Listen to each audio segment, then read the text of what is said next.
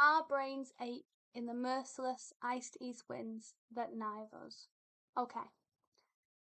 In this poem, when I'm doing it by myself, I split up this quotation into three things, three ideas.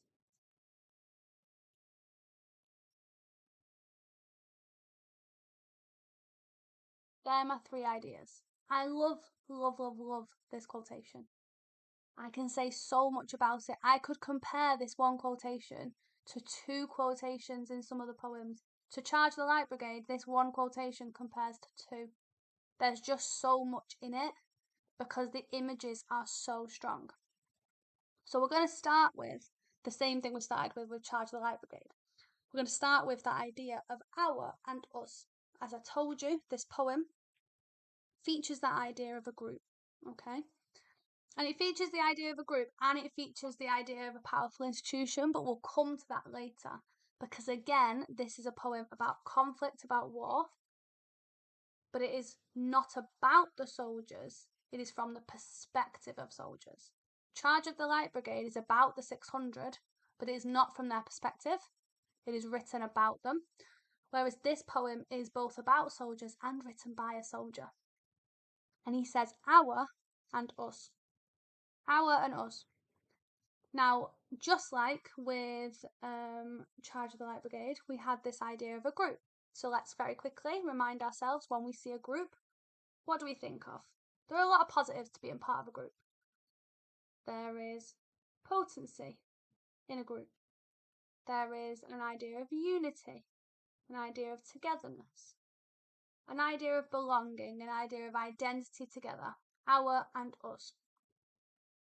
But in this poem, that sense of unity, that sense of our and togetherness, it almost makes the poem a bit more sinister, because this entire poem is about the suffering the men go through because of their exposure to harsh conditions, because they are forced to go to war. If they were not at war, they could leave, but the men are in stasis. That means to be static, to be stuck. The men are trapped. The men are imprisoned by war. They can't leave, they can't go anywhere, they can't even move forward until it's safe to move forward. They have to remain in the trench that they are in and be exposed to very, very cold, very, very wet conditions. And so this our, this us, it makes us think of many. It makes us think of a group, but one that is together suffering.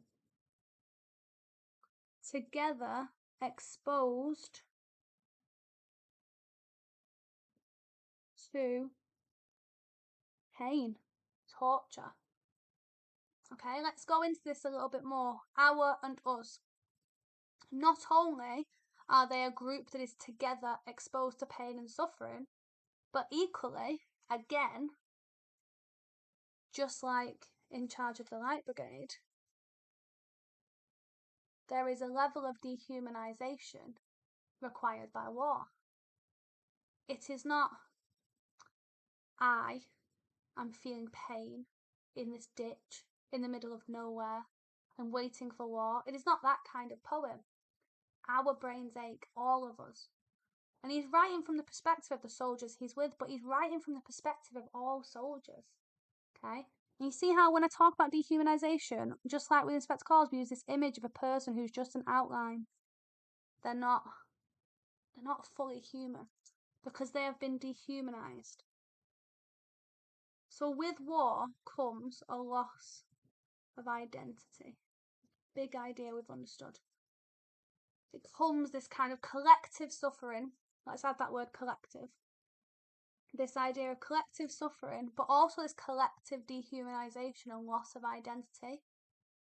These men, they feel like they've lost who they are, and they're imprisoned and trapped in this kind of constant exposure to pain and suffering. And that helps us to both empathise and sympathise with the effects of war.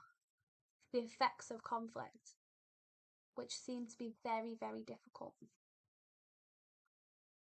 Okay, let's move on now to the idea that the soldiers' brains ache.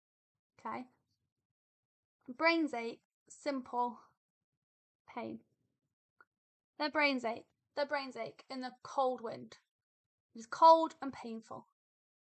But I love the word ache. It's very powerful because an ache is a slow and constant pain.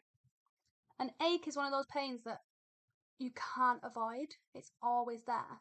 But an ache, interestingly, if you have like aches, if you know anyone who like broke a bone or talks about an ache they have, they might say it gets worse in winter in Britain because a cold environment makes an ache worse.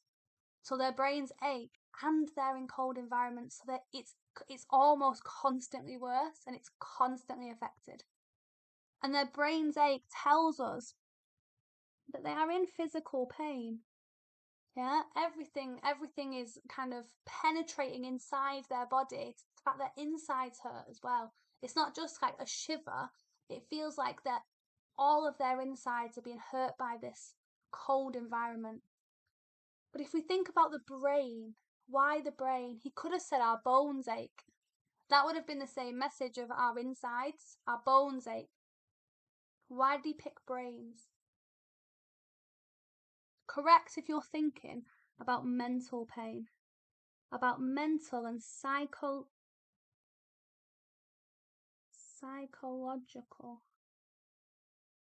suffering. Please always remember, ironic coming from me, but I spotted it straight away. Psychological suffering is psy. PSY is always the same as SCI in terms of how it's said. If we want to say physical, then we do a PHY for a f sound. But here we're making a psi sound, so we need a PSY, not a PHY. Okay? So psychological and mental suffering. The soldiers are not only affected physically with this slow and constant pain, but they are also perpetually mentally and physically mentally and psychologically suffering as a result of this exposure to a harsh environment that they are trapped and imprisoned in because of war. And then we come to this environment itself. This environment is described as a merciless, iced east wind that knives us. These are my pictures, this one. We have this image of nature. And we know things about nature. So as soon as we see nature, we can say, what can we say about the winds? If it's nature, we can say they are potent, superior, dominant. What about the men? If they're up against nature, what are they? Inferior, weak, vulnerable, impotent. Well done if you said any of those words. So we know that nature is this potent, superior and dominant force. How is this wind described? A merciless, iced east wind. Let's take that word, merciless. If something is merciless, it is evil. It has no mercy. It will not stop when it is hurting you. If it is evil, what words do we have? It is malevolent. It is callous. It is predatory. Because it is attacking the men who are inferior, weak, vulnerable and impotent. So this malevolent, callous and predatory wind is attacking the men. Well, if it's attacking the men, we can describe nature in this poem as the enemy that is attacking the men. And just like Charge of the Light Brigade, we have an image of a predatory, malevolent enemy attacking innocent, weak and vulnerable men. And the idea of that knife, okay? A knife is a weapon meant to attack and kill. If the wind and kniving the men. It's personified into an attacker, into a callous and predatory enemy. But, big thing now, but the enemy is nature. Just like how before the enemy were these kind of thundering and storming cannons in charge of the Light Brigade, what about now in exposure? If the enemy itself is nature, what does that mean for us as humans? What can we not do? We can't stop it, we can't defeat it, we cannot destroy it. If the enemy is nature itself, it is unstoppable, unavoidable,